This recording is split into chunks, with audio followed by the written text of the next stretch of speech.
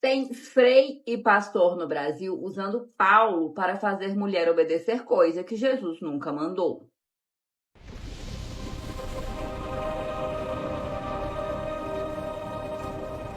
Esse vídeo é uma resposta para minha seguidora Rayane. Ela escreveu exatamente isso aqui. Fernanda, você poderia explicar o conceito de submissão feminina escrito na Bíblia? Pergunta sincera, gostaria de compreender esse assunto. Rayane, a sua pergunta é ótima. O problema não é a sua pergunta. O problema é que no Brasil esse assunto foi sequestrado por pastor picareta, por pregador oportunista e por religioso de internet que usa a Bíblia como instrumento de controle. E eu vou começar com a verdade que quase ninguém tem coragem de dizer. Jesus nunca ensinou submissão feminina do jeito que muita igreja brasileira prega. Nunca. Nunca mesmo. Você não encontra Jesus dizendo que mulher nasceu para obedecer homem. Você não encontra Jesus ensinando que esposa é subordinada espiritual do marido. Você não encontra Jesus montando uma doutrina de silenciamento feminino. Isso simplesmente não acontece nos 4 evangelhos. O que existe é outra coisa. Existe um Jesus que, dentro de um mundo judaico-romano profundamente patriarcal, quebra padrões sociais e religiosos para tratar mulheres com dignidade, escuta e centralidade. Vamos aos textos. Jesus e a mulher samaritana em João capítulo 4.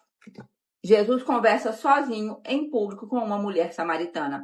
Isso no século I já era uma grande ruptura. Por quê? Porque ela era mulher, samaritana, socialmente marcada, religiosamente vista como suspeita.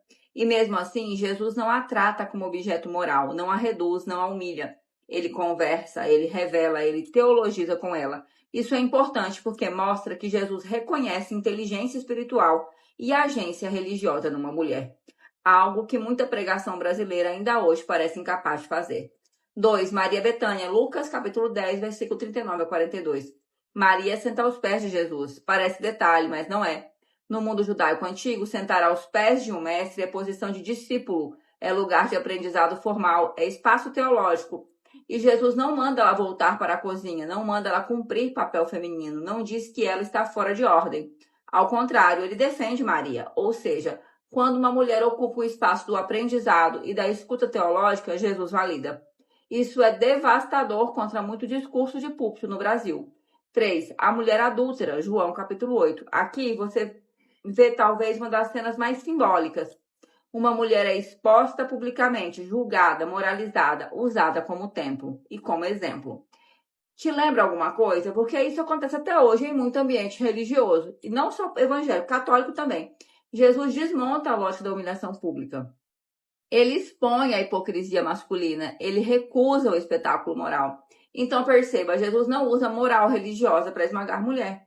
Quem faz isso muitas vezes são os homens ao redor do texto. E é exatamente isso que continua acontecendo no Brasil.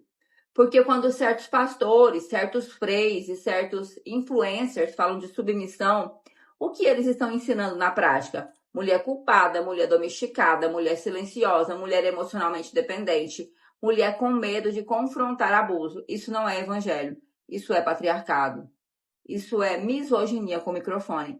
E agora vem a parte central dessa conversa nossa. O texto mais usado para controlar mulher não é uma fala de Jesus. É Efésios capítulo 5. E isso precisa ser dito com todas as letras. Efésios não é Jesus. Efésios é Paulo, ou mais precisamente, tradição paulina. Ou seja, é leitura cristã, produzida num contexto eclesial já mais organizado, mais institucional e muito mais negociado com a lógica doméstica do Império Romano. E é aqui que muita gente começa a passar vergonha histórica, porque pegam uma carta escrita dentro de um mundo patriarcal do século I, arrancam o contexto, ignoram o grego, ignoram a história da igreja, ignoram a diferença entre evangelho e carta pastoral e transformam isso num manual de obediência feminina no Brasil de hoje. Isso é intelectualmente desonesto. E eu vou dizer algo com clareza. Quando eu vejo o Frei Gilson e muito pastor brasileiro falando de mulher, papel feminino, submissão, obediência, muitas vezes eu vejo mais performance de controle do que fidelidade ao Cristo dos evangelhos. Pode incomodar, mas é verdade. E para mim o Frei Gilson é muito pior que a maior parte dos pastores evangélicos. Sabe por quê?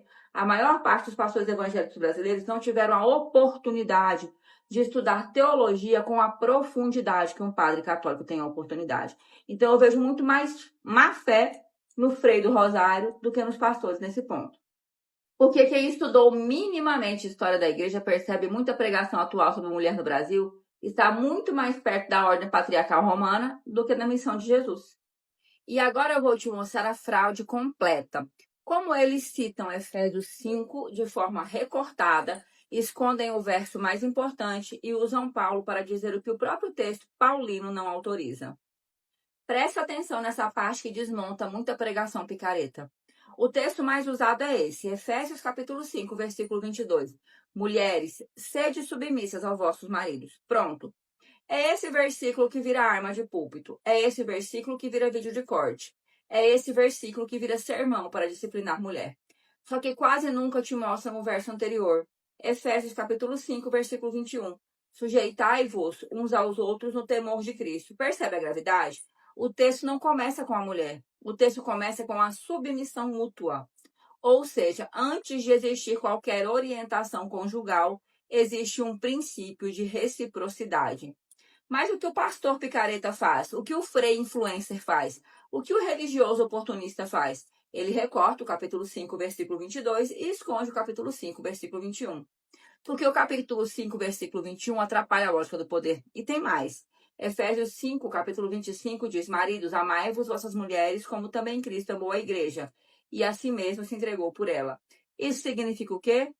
Não significa mande nela, corrija ela, não significa discipline ela, não significa ela te deve obediência cega. Significa responsabilidade, sacrifício, entrega, serviço, renúncia, amor radical. Ou seja, se alguém quiser usar Efésios honestamente, o peso maior cai sobre o homem, não sobre a mulher. Mas isso quase nunca aparece, porque o interesse do texto não é fidelidade. O interesse é manter uma estrutura que o homem continue confortável e a mulher apareça culpada. E aqui entra uma verdade histórica importante. As cartas paulinas e de tradição paulina foram escritas dentro de um mundo em que a família era hierárquica. O pater familias tinha centralidade, a ordem doméstica tinha um tema político. A reputação pública das comunidades cristãs importava para a sobrevivência delas. Então, muitas vezes, o texto está tentando organizar convivência dentro de uma estrutura desigual já existente e não necessariamente criar uma doutrina interna de inferioridade feminina. E isso muda muita coisa, porque uma coisa é ler Paulo no século I, outra coisa é usar Paulo como arma em 2026 para justificar silenciamento, dependência emocional, culpa espiritual, abuso conjugal, controle do corpo, controle da fala e submissão seletiva. E é por isso que eu digo sem medo. Tem muito cristianismo no Brasil que está muito mais perto dos impérios de tortura do que de Jesus, porque Jesus eleva mulheres. Jesus escuta mulheres, Jesus acolhe mulheres, Jesus inclui mulheres. Enquanto isso, muito púlpito, palco e altar brasileiro faz ao contrário. Reduz, vigia, culpa, enquadra, moraliza e diz que é Jesus falando com o pregador. Não, isso não é ordem divina. Isso é controle masculino vestido de linguagem sagrada. Então, Rayane, a resposta honesta, histórica e bíblica é essa aqui, ó. A Bíblia foi escrita em contextos patriarcais. Paulo reflete parte desse contexto. Jesus frequentemente rompe com esse contexto. E no Brasil, muita liderança religiosa pega o texto, que prescreve o poder, e esconde Cristo, que desestabiliza o poder. Essa é a verdade. E é por isso que eu repito, o problema não é a sua pergunta. É a picaretagem religiosa que transformou submissão em ferramenta de domesticação feminina.